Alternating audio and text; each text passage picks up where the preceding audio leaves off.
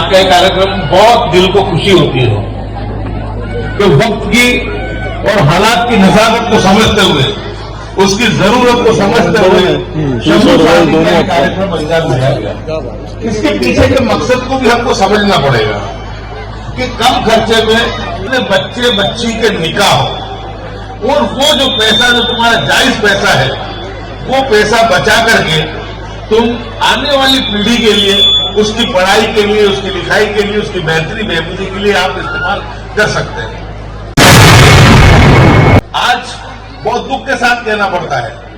कि इतनी सब परेशानी, इतनी सब प्रॉब्लम, इतनी सब परेशानी होने के बावजूद मुस्लिम समाज सिर्फ उसका पैसा जो है आदि, भले फिर वो बेटा बेटी तो शादी हो गई, वो अपने ठिकाने हो गए, लेकिन उसके बाद पूरी जिंदगी भर माँ बाप उसका दीवा भरते हैं, तो उसका कर्जा भरते रहते हैं।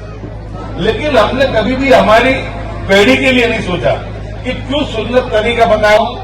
कि बहुत अच्छी शुरुआत जिस तरीके से मध्य गुजरात की जानिब से हुई, और एक बहुत अच्छा मैसेज भी कि मध्य गुजरात मुस्लिम समाज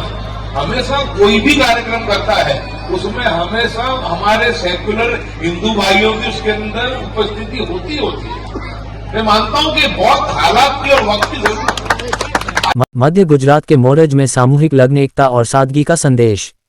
आदाब, मुस्लिम ऑफ गुजरात ये यूट्यूब चैनल पर आप सभी का स्वागत है। मध्य गुजरात के मोरज गांव में मुस्लिम समाज द्वारा आयोजित सामूहिक लग्न कार्यक्रम में बड़ी संख्या में लोगों ने हिस्सा लिया। सादगी और अनुशासन के साथ हुए इस आयोजन में कई जोड़ों के निकाह संपन्न कराए गए और सभी को दुआएं व शुभकामनाएं दी गईं। इस अवसर पर गुजरात कांग्रेस के नेता और पूर्व विधायक ग्यासुद्दीन शेख विशेष रूप से मौजूद रहे। अपने उद्बोधन में उन्होंने कहा कि आज के दौर में सादगी के साथ सामूहिक लग्न आयोजित करना समय की बड़ी जरूरत है।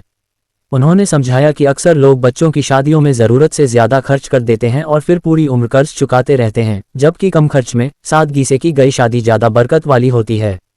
ग्यासुद्दीन शेख ने मुस्लिम समाज की इस पहल की खुलकर सराहना की।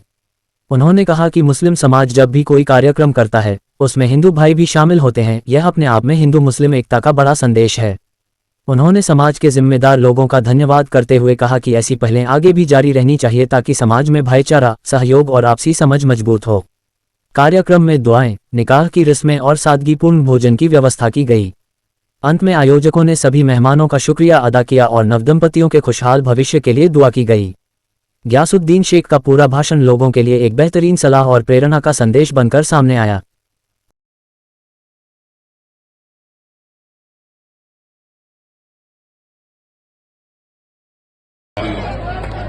आज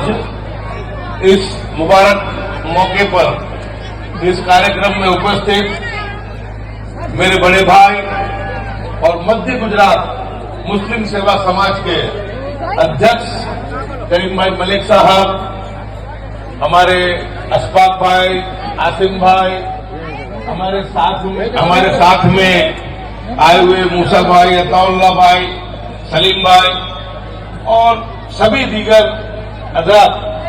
मान न ले पाऊं, लेकिन आज का कार्यक्रम बहुत दिल को खुशी होती है कि वक्त की और हालात की नजाकत को समझते हुए, उसकी जरूरत को समझते हुए कार्यक्रम अंजाम दिया गया। इसके पीछे के मकसद को भी हमको समझना पड़ेगा कि वक्त की और हालात की नजाकत को समझते हुए, उसकी जरूरत को समझते हुए कार्यक्रम अंजाम दिया गया। इसके पीछे के मकसद को भी हमको समझना पड़ेगा कि कम खर्चे में अपने बच्चे बच्ची के निकाह हो, और वो जो पैसा जो तुम्हारा जायज पैसा है, वो पैसा बचा करके तुम आने वाली पीढ़ी के लिए, उसकी पढ़ाई के लिए, उसकी लिखाई के लिए, उसकी बेहतरी बेहबूदी के लिए आप इस्तेमाल कर सकते हैं। आज बहुत दुख के साथ कहना पड़ता है कि इतनी सब परेशानी, इतनी सब प्रॉब्लम, इतनी सब परेशानी होने के बावजूद मुस्लिम समाज सिर्फ उसका पैसा जो है आदि, भले फिर वो बेटा बेटी तो शादी हो गई, वो अपने ठिकाने हो गए, लेकिन उसके बाद पूरी जिंदगी भर माँ बाप उसका दीवा भरते हैं, तो उसका कर्जा भरते रहते हैं। लेकिन हमने कभी भी हमारी पीढ़ी के लिए नहीं सोचा कि क्यों सुन्नत तरीका बताऊं कि बहुत अच्छी शुरुआत जिस तरीके से मध्य गुजरात की जानिब से हुई, और एक बहुत अच्छा मैसेज भी कि मध्य गुजरात मुस्लिम समाज हमेशा कोई भी कार्यक्रम करता है, उसमें हमेशा हमारे सेक्युलर हिंदू भाइयों की उसके अंदर उपस्थिति होती है। मैं मानता हूं कि बहुत हालात की और वक्त की जरूरत है। आज मंच पे भी देखो आप कि मेरे दोस्त जो मेरे साथ अल्हम्दुलिल्लाह 15 साल में एमएलए रहा, मेरे साथ पूनम भाई परमार यहाँ के जो थे वो विधायक थे, मेरे साथ एमएलए थे। तो एक स्टेज की खूबसूरती है कि हमारी बहन एक बैठी हुई है, हिंदू मुस्लिम दोनों साथ में बैठे।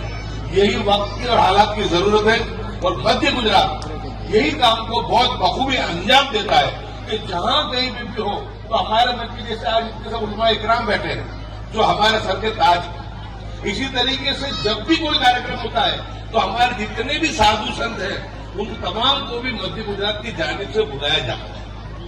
क्योंकि आज इस नफरत को अगर हम पाएंगे, हम अच्छे तरीके से पढ़ लिख के आगे आएंगे तो हम अपना अच्छा भला और बुरा सोच पाएंगे। और जब तुम अच्छा भला और बुरा सोच पाओगे तो कभी भी कोई जज्बाती बात में कभी भी नहीं आते हुए बिल्कुल शांति और प्यार और भाईचारे के साथ आप अपने काम को अंजाम दे पाओगे। मुझे करीम भाई ने अभी मंच से बताया कि 3 साल पहले एक अशांति की घटना यहाँ पे बन गई थी, कमनसीब घटना थी, लेकिन करीम भाई अगर अच्छा संदेश तुम दोगे, समझदारी का संदेश दोगे तो मैं ये मानता हूं कि बहुत सब अशांति की घटनाएं उससे घटती बंद हो जाएगी। आप सभी को मालूम है कि जिस तरीके का देश में माहौल बनाने की कोशिश होती है उसमें गलत लोग सभी जगह है, 5 गलत मुस्लिम सब है। तो अगर हम समझदारी के साथ हिंदू मुस्लिम का एक रिश्ता बनाते हुए कभी कोई प्रॉब्लम या कोई परेशानी या कोई सी घटना बन गई तो समझदारी के साथ एक दूसरे से राब्ता करेंगे तो मैं मानता हूं कि नफरत फैलाने वालों के हाथ जो है वो कामयाब नहीं होंगे। हमको ये जरूरी है कि हमारे लिए, हमारी फलाह बहबूदी के लिए समाज की एकता बहुत जरूरी है। समाज के अंदर आपसी भाईचारा, लेकिन जितना समाज के अंदर का आपसी भाईचारा जरूरी है इतना ही हमारे लिए कौमी एकता वाला भाईचारा भी बहुत जरूरी है। क्योंकि हम समाज की भी एकता बनाए, सैकड़ों हिंदू समाज के भाइयों के साथ की भी हमारी जो एकता उसको हम हर मुमकिन कोशिश करके जो कुछ भी लोग मिले उनके साथ मिलकर हाथ के लिए उसकी बेहतरी बहबूदी के लिए आप इस्तेमाल कर सकते हैं। आज बहुत दुख के साथ कहना पड़ता है कि इतनी सब परेशानी, इतनी सब प्रॉब्लम, इतनी सब परेशान होने के बावजूद मुस्लिम समाज सिर्फ उसका पैसा जो है सिर्फ शादियों में खर्च करता है, सिर्फ शादियों में। हर जगह पे तुम देखो, चाहे मेरे अहमदाबाद से शुरू करो और हिंदुस्तान के किसी भी कोने में चले जाओ, कि कर्जा करके भी, देवा करके भी सिर्फ शादी, भले फिर वो बेटा बेटी तो शादी हो गई, वो अपने ठिकाने हो गए, लेकिन उसके बाद पूरी जिंदगी भर माँ बाप उसका देवा भरते रहते, उसका कर्जा भरते रहते। लेकिन हमने कभी भी हमारी पीढ़ी के लिए नहीं सोचा कि क्यों सुन्नत तरीका बताया था आप सल्लम ने, आप सल्लम ने सुन्नत तरीका बताया था कि हम लोग जो खर्चे है जो हमारे उसके ऊपर हम कमी करें, जरूरत जितना करते हुए बाकी में आने वाली पीढ़ी के लिए हम लोग इसका खर्च करें। मैं मानता हूं कि बहुत अच्छी शुरुआत जिस तरीके से मध्य गुजरात की जानिब से हुई और एक बहुत अच्छा मैसेज भी कि मध्य गुजरात मुस्लिम समाज हमेशा कोई भी कार्यक्रम करता है उसमें हमेशा हमारे सेक्युलर हिंदू भाइयों की उसके अंदर उपस्थिति होती है। मैं मानता हूं कि बहुत हालात की और वक्त की जरूरत है। आज मंच पे भी देखो आप कि मेरे दोस्त जो मेरे साथ अल्हम्दुलिल्लाह 15 साल में एमएलए रहा, मेरे साथ पूनम भाई परमार यहाँ के जो थे वो विधायक थे, मेरे साथ एमएलए थे। तो एक स्टेज की खूबसूरती है कि हमारी बहन एक बैठी हुई है, हिंदू मुस्लिम दोनों साथ में बैठे हैं। यही वक्त की और हालात की जरूरत है और मध्य गुजरात यही काम को बहुत बखूबी अंजाम देता है कि जहां कहीं भी हो तो हमारे मन की जैसे आज इतने सब उलमा इकराम बैठे हैं जो हमारे सर के ताज। इसी तरीके से जब भी कोई कार्यक्रम होता है तो हमारे जितने भी साधु संत हैं उन तमाम को भी मध्य गुजरात की जानिब से बुलाया जाता है। क्योंकि आज इस नफरत को अगर तुमको दूर करना है, भाईचारे को तुमको बढ़ाना है, तो सेक्युलर जो हिंदू समाज के लोग हैं उनके साथ में कंधे से कंधा मिला के हमको चलना पड़ेगा। और हमारी जो समस्या, सबसे बड़ी समस्या है वो ये है कि हमारे में पढ़ाई लिखाई का माहौल बहुत कम है। अगर एजुकेशन में हम पाएंगे, हम अच्छे तरीके से पढ़ लिख के आगे आएंगे तो हम अपना अच्छा भला और बुरा सोच पाएंगे। और जब तुम अच्छा भला और बुरा सोच पाओगे तो कभी भी कोई जज्बाती बात में कभी भी नहीं आते हुए बिल्कुल शांति और प्यार और भाईचारे के साथ आप अपने काम को अंजाम दे पाओगे। मुझे करीम भाई ने अभी मन से बताया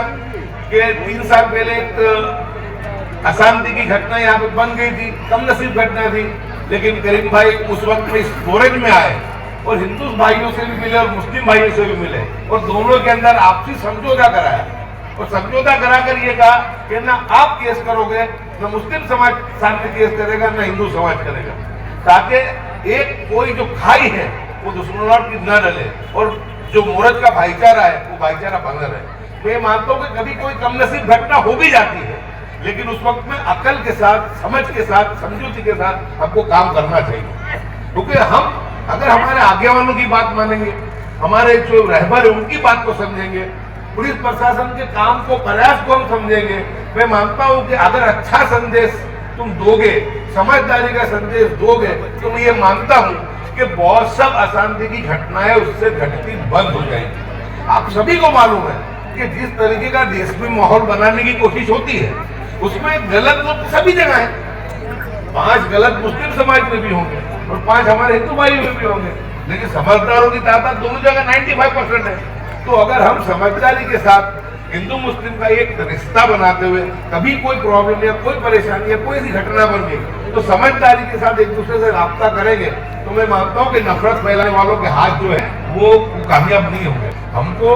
ये जरूरी है कि हमारे लिए, हमारी फलाह बहबूदी के लिए समाज की एकता बहुत जरूरी है, समाज के अंदर आपसी भाईचारा, लेकिन जितना समाज के अंदर का आपसी भाईचारा जरूरी है इतना ही हमारे लिए कौमी एकता वाला भाईचारा भी बहुत जरूरी है। क्योंकि हम समाज की भी एकता बनाए, सेक्युलर हिंदू समाज के भाइयों के साथ की भी हमारी जो एकता उसको हम हर मुमकिन कोशिश करके जो कुछ भी लोग मिले उनके साथ मिलकर हाथ मिलाते हुए अपने इसको आगे बढ़ाए। और ये शादियों में जो खुराफात जो हो रहा है, जो बिल्कुल जो खर्चे बेतहाशा खर्चे होते जा रहे हैं, इतने खर्चे आप देखोगे कि शादी 50 लाख के अंदर कम से कम एक शादी हो रही है। यही पैसा तुम लोग अपने बच्चों की तरबियत के लिए, उनकी पढ़ाई के लिए, उनकी लिखाई के आगे तुम बढ़ा सकते हो, लेकिन हम लोग जो है सही रास्ता नहीं अपनाते हुए, आप की सुन्नत को नहीं अपनाते हुए जो हम लोग खुराफात करते हैं, गलत तरीके से हमारे पैसे को हम लोग नाजायज तरीके से उड़ा देते हैं, मैं मानता हूँ कि इससे बच्चों का भविष्य भी खराब होता है। तो अगर हमारे भविष्य को हमको आगे बढ़ाना है, हमारे भविष्य को उज्जवल बनाना है, उसको बेहतर